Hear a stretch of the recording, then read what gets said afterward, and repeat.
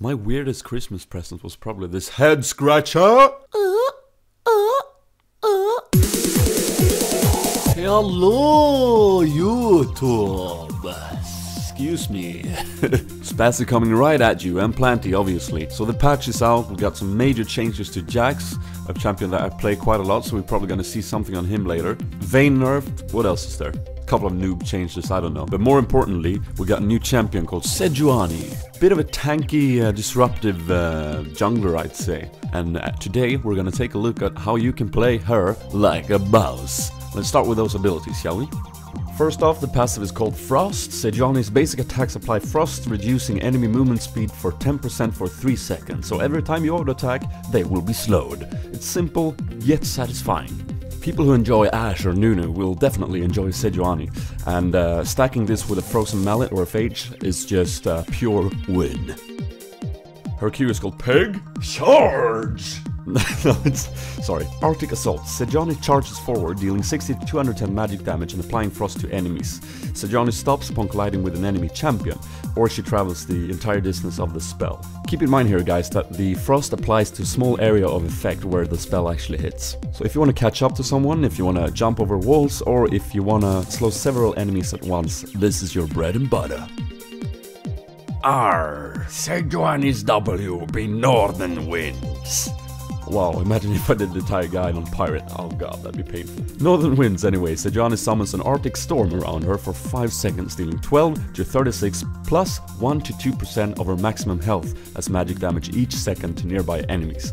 Damage is increased by 50% against enemies affected by frost or permafrost, i.e. enemies that you auto attack or hit with your Q or your E.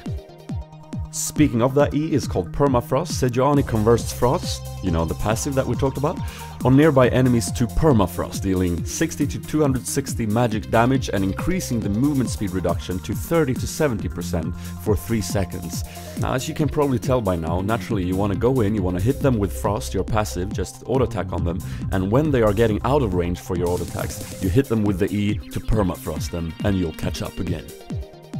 Ultimate time. Glacial Prison. Sejuani throws her weapon, stunning their first enemy champion hit for 2 seconds and all other nearby enemies for 1 second. All affected targets take 150 to 350 magic damage and are affected by frost. I'd say this is somewhat of an Amumu ult combined with a Nunu ult, due to the fact that when you hit a couple of them you are gonna permafrost them and get that insane slow on several targets. Either way, it's a very deadly initiation spell, and when you master it you will be a frightening foe, indeed. Before we go into how I level the skills, I just want to mention real quick her ratios. They're not that great, they're not that deadly, and that combined with the fact that she's got an ability that scales off of your max HP in damage is basically the reason I always go full out tank when I play her. I also think Sejuani is best suited in the jungle due to her ganking potential and the fact that she doesn't really have any natural sustain, which makes her not the best champion in top lane.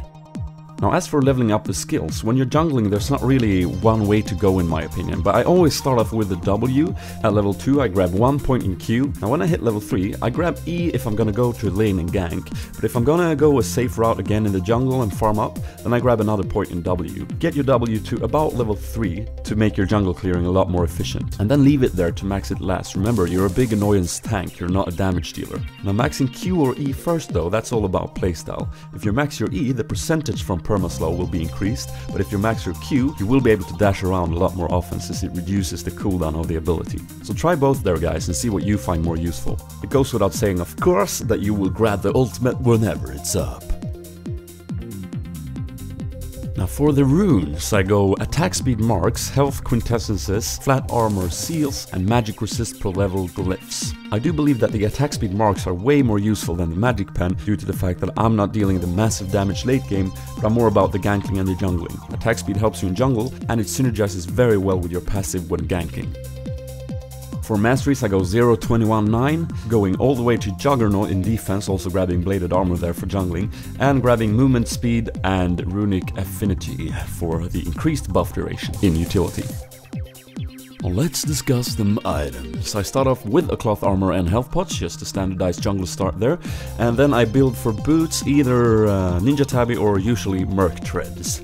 I do recommend 2 gold per 5 items, Philosopher's Stone and Heart of Gold. Now both of these builds into 2 nice items that you could use for a late game, Randuin's Omen and Shirelias. As a disruptive tank, you can't really go wrong as long as you analyze who's doing the most damage and whose damage on the enemy team you wanna be able to suck up. Banshee's Veil, Sunfire Cape, Frozen Heart, all good picks. However, do not underestimate the Frozen Mallet. Just a quick word on slow stacking. The stacking of slows in League of Legends work as such. You get them from abilities, you get them from items, and you get them from buffs. Now if 2 slows come from the same source, they will not stack. They will however stack if they come from different sources. This means that you can stack a red buff with Rylai's Crystal Scepter, but you cannot stack for instance Nunu's Ice Blast with Nasus Wither. It just takes the strongest of the 2. In other words, Frozen Mallet stacks beautifully with your passive Frost, and since it gives you health as well, it's an excellent item overall. I would probably not exclude War Mags as a potential item for Sejuani either. If you at any point in the late game feel that you could invest in more offensive items since you can stock up all the damage you need, you could go for Atlas Impaler just to get a bit more damage out there. Don't forget that as a jungler you're a very mobile character around the map. Use this to your advantage and always purchase a couple of wards and place them strategically on the map. The pink ward is also a very useful tool for you to seize the control over, for instance, Dragon. But don't invest in this unless you want to make something happen. I do realize there's tons of items on the screen right now, but remember, there's never a single item build that works for each game. Good situational item building comes with practice, but these are the good ones to start off with. Let's start off with some footage. Now, I'm not a pro jungler, guys, but I get by, and this is my usual route. I get a good pull on the wolves and kill them immediately, wait for the golem to spawn, get some good damage on there. I could do this by myself, but the more damage I get, as long as my teammates don't lose any minions in lane, the better. Because in the jungle, every little second of advantage you can get is awesome. So I move then from there towards the wraiths, and I waste a couple of seconds in this particular clip for some reason. But I go in, I kill them at ease, and in this particular clip I had boots. I was experimenting with starting off with boots, and then you'll end up a bit low. If you have cloth armor, you can go for red buff straight off the wraiths if you want to, but in this case I went for the golems first. Since I got such a good pull, I could do the red afterwards, otherwise that would have been kinda rough and I would have been too low HP, I think. So cloth armor and health pot and you'll be able to clear the jungle at ease. Now the better leech you get at the wolves and golem, the better for you basically, and you should be healthy enough to clear the wolves once again if you leech them early on so they respawn before you go back for the first time. Which, you know, is always good for some extra cash. And after your first round you should probably try and give the blue every single time to your AP in mid if he needs it. Blue makes it easier for your jungle, but it makes it so much more easier for the mid lane to lane properly and even get kills, so try and do that, guys, it's usually worth it.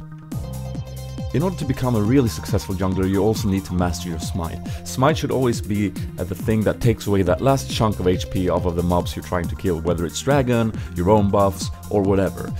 This makes it very difficult for the enemy to try and steal whatever it is you're trying to take. In this clip, we're about to start a team fight at Dragon. Gangplank TP's in, and I get a bit distracted due to the fact that the enemy is around and they are about to initiate. So I do a fail smite there, Wukong steals the Dragon, and now we're in a bad position for this team fight. Grace hits us for a lot of burst, we have to retreat, and they pick up a couple of kills and the Dragon. Now, if I would have smite properly there, we could have grabbed the Drake, moved out, and would have come out ahead. So this shows the importance of smite. Hover with your mouse over the smite ability to see how much damage it does at the current level, and then click on the enemy mob to see the health on top of your screen. Use the smite as soon as that health ticks over to whatever digit your smite is showing. And here we managed to get a bit of a revenge on Morgana, at least from that failed team fight. Let's demonstrate a little better use of smite. Here I'm standing in the brush grabbing the red buff. I'm standing in the brush so enemies can't see the HP of the mob and thus not act accordingly. And when Wukong steps into the brush, I smite the red buff perfectly, grabbing the buff for myself, and now I can chase him down with covers and force him to blow a summoner spell and getting away.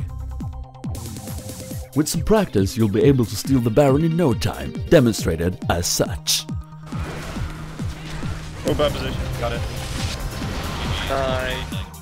One last general rule of jungling is to be very aware of the enemy champions and their movements. Here I'm grabbing the red buff, being way too low for my own safety, and Morgana pops up, just hitting that pool and killing me instantly. champion deaths are probably more devastating towards the jungler than it is to any laning character, because of the fact that if you die, you not only lose time in jungle, but you usually lose whatever buffs or creep you were trying to kill, and thus denying you even more XP. Let's talk a little bit about ganking and using Sejuani's abilities efficiently.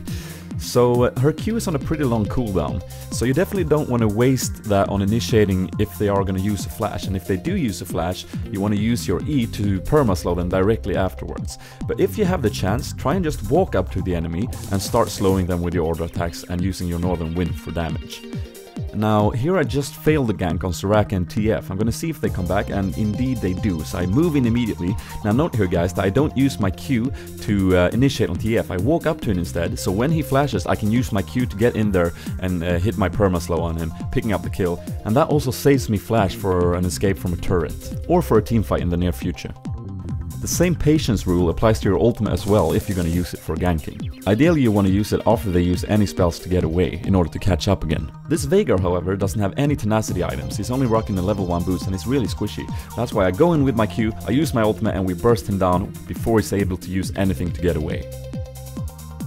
I apply the same logic when ganking Morgana mid. She has boots and endurance ring, which makes her extremely squishy, which makes me able to use the ultimate to burst her down before she's got any chance of getting away. Try and use your logic, look at the items, look at the characters, and try and analyze what's going to happen beforehand before you move in. Finally, let's check out some team fights. These are some good clips that displays how you can use Sejuani in a very potent way when fighting as a team. So we're lurking around Baron here, and what's gonna happen is Zakar is getting a bit caught there. I'm moving in, and suddenly I realize I'm zoning out their entire team from Lee Sin, and he's gonna take a beating. He's their tank, but he's gonna go down immediately, and that allows me to hit my ultimate on both Graves and Soraka. Beautiful. I'm taking a lot of pummel from Graves, which is awesome, because then he's not hitting my squishies, and now they can move in. I pop my Shirelias here to catch up, and we're just gonna put the perma-slow on Wukong, and he's gonna flash over the wall, but that's not gonna let him get away, and we come out way ahead in that team fight, which allows us Baron Nashor, which is awesome, and we're gonna push the lanes and overall get in a very good position in this game. Later in the same game we are fighting around the Drake, and they actually started, which is good for us because we know that we are potent enough to kill them all right now, because we have the Baron, and as long as we get a good initiation, this should be our fight. So right now we're pummeling away on Dragon there, and I'm using my smite to get it this time, very good, and I see Carlos throwing down a beautiful wall, so I can ult 3 of them at the same time, and we put down a lot of pressure from Carlos there. Wukong there is going to get pummeled away by Janna, and Caitlyn's going to put damage onto him, and I'm just going to zone out Morgana and try and take as much damage from Grace as possible before hitting my Q over the wall there. It's just staying in range. Is there anything I can do? Probably not, but it doesn't matter because our AD carry just scored the ace, and that's the surrender right there. And that's basically all for my guide to Sejuani. I hope you found this informative or maybe even helpful. Hell, if you even found it entertaining, feel free to hit that like button if you did, because it really helps me and Planty in so many ways. What do you think about the build, the stats, the items, or anything I take up in this guide? Let me know in the comments below. And also guys, make sure... oh my god, I'm gonna take that once again. And also guys, make sure you subscribe so you don't miss the next guide coming out. And that's basically it. This has been Spazie, and I'm out.